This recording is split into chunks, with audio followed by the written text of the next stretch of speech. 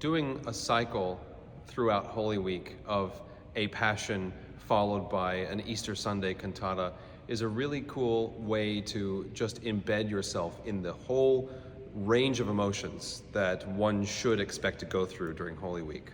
So the St. John Passion opens with this really dark and brooding sort of storm cloud scene, and we're all in the garden before Jesus' arrest, and we follow his journey through his arrest and subsequent trial with Caiaphas and Peter's betrayal of Jesus, and that's part one. So we've decided to sort of sequester part 1 and 2 to sort of stretch it out throughout the week. So that's where we end things with part 1 on the night of Palm Sunday. And then part 2 is, of course, the rest of the story, which includes the trial and the torture and ultimately the murder of Christ, and ends in relative silence and mourning. And then, of course, then comes Easter Sunday. And so putting all three of these pieces, I'm saying three because part 1 of St. John, part 2 of St. John, and then the Easter Oratorio really sort of gives you, like I said, that range of emotional arc throughout the week.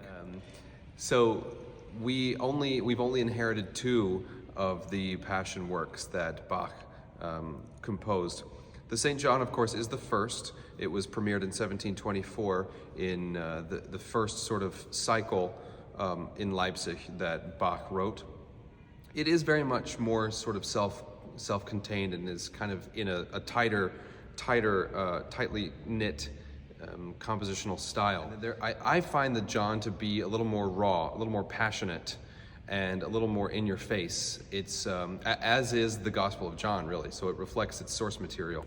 It's very fast-paced, I would say, and I feel like there's this sort of visceral experience that is had with the St. John. The crown jewel in the St. John Passion is the choir.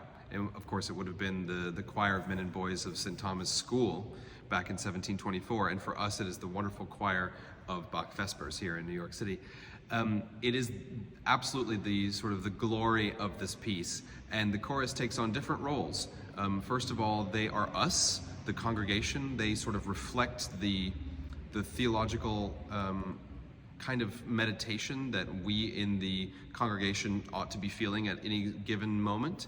They help narrate, they help praise and glorify God, but then they also turn on a dime and become the accusing crowd.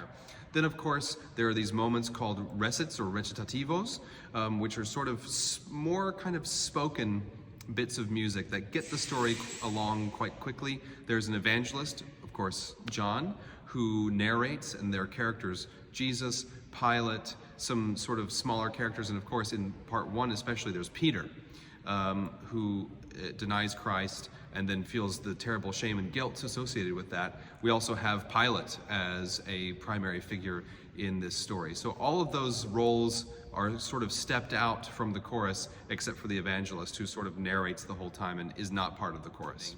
With the Easter Oratorio, there is a certain change of attitude and feeling and tone. First of all, the Christ is risen, and he already has been risen by this moment at 5 p.m. on Sunday, April the 9th. And there, even just the instrumentation alone signifies the change. There's 3 trumpets, there's a timpani, and of course trumpets signal a whole myriad of things in Baroque music, chiefly among them being sort of military triumph. And sort of the significance that brings to me is sort of mirroring the triumph of Christ rising from the grave. I would say everything about the Easter Oratorio feels festive.